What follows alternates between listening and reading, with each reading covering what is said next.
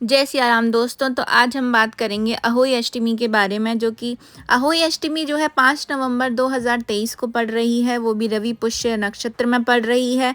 और ये जो महासंयोग है ये आ रहा है 150 सालों के बाद। तो आइए जानते हैं कि अहोई अष्टमी का मुहूर्त क्या रहेगा, पूजन विधि क्या रहेगी, आखिर इस व्रत का क्या महत्व है, आखिर जो इस दिन स्त्रियाँ किसके लिए व्रत रखती हैं।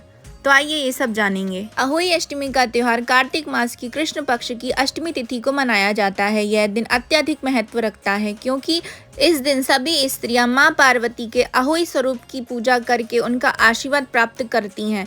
इस दिन स्त्रियां विशेष रूप से अनुष्ठान, उपवास और प्रार्थना करती हैं। अहोई माता अनहोनी को टालकर संतान को दीर्घायु प्रदान करती हैं और घर में सुख समृद्धि भी लेकर आती हैं। अहोई अष्टमी का व्रत करवा चौथ के चौथे दिन बाद रखा जाता है, इसलिए ये व्रत जो है इस बार 5 नवंबर 2023 को आने वाला है।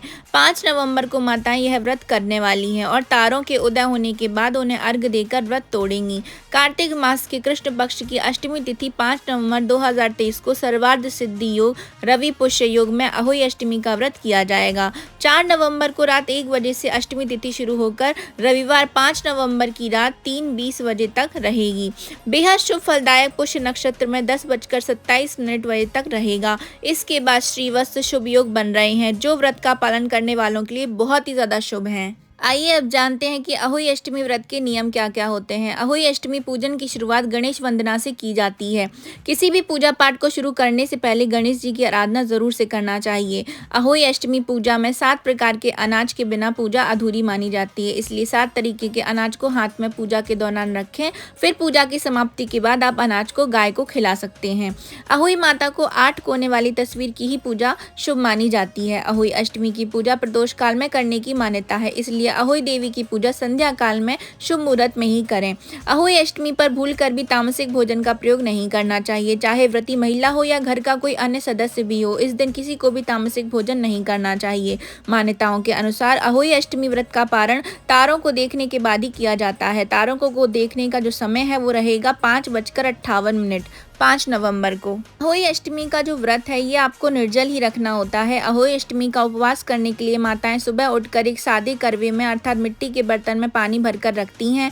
इसके बाद माता अहोई का ध्यान करते हुए अपनी संतान की सलामती के लिए विधि विधान से पूजन करती हैं। इस दिन माताएं पूरा दिन निर्जल उपवास भी करती हैं। अहोई माता की पूजा करने के लिए गाय के घी में हल्दी मिलाकर दीपक तैयार करें, चंदन की धूप करें, देवी पर रोली, हल्दी और केसर का तिलक लगाएं, चावल की खीर का भोग लगाएं। पूजन के बाद भोग किसी गरीब कन्या को दान देने से शुभ फल की प्राप्ति होती है। इसके अलावा संतान के जीवन में आने वाली मुसीबतों से बचने के लिए माँ गौरी पर पीले कनेर के फूल अवश्य से चढ़ाएं।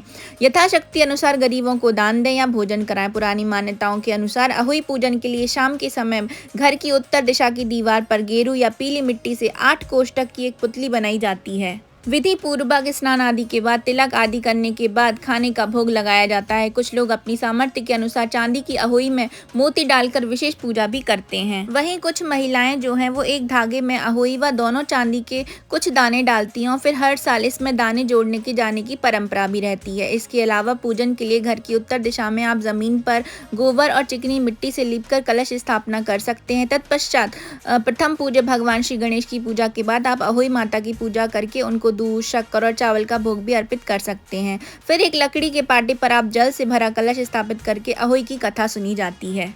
मुख्य रूप से जो अहोई अष्टमी का व्रत है ये संतान सुख व संतान की समृद्धि के लिए किया जाता है। इस दिन निसंतान दंपति भी संतान प्राप्ति की कामना के साथ यह व्रत करते हैं। दरअसल इस दिन लोग देवी पार्वती के अहोई स्वरूप की पूजा करते हैं, अपनी संतान की सुरक्षा के लिए, लंबी आयु के लिए, उसके अच्छे स्वास्थ्य के लिए, सुख समृद्धि की कामना करते हैं। निसंतान लोग संतान प्राप्ति की कामना के लिए पूरी निष्ठा और श्रद्धा से पूजा पाठ करते हैं। इस दिन अधिकतर घरों में महिलाएं कच्चा खाना बनाती हैं, जैसे कड़ी चावल, उड़द की दाल चावल इत्यादि बनाया जाता है। तो ये थी मेरी छोटी सी जानकारी अहोई अष्टमी व्रत के ऊपर। यदि कोई भी निसंतान दंपति है तो वो इस दिन व्रत अवश्य से करें। तो कैसा लगा आपको ये इन्फॉर्मेशन कमेंट बॉक्स में ज़रूर बताएं। तो अभी मैं आपसे लेती हूँ विदा। जय सिया राम।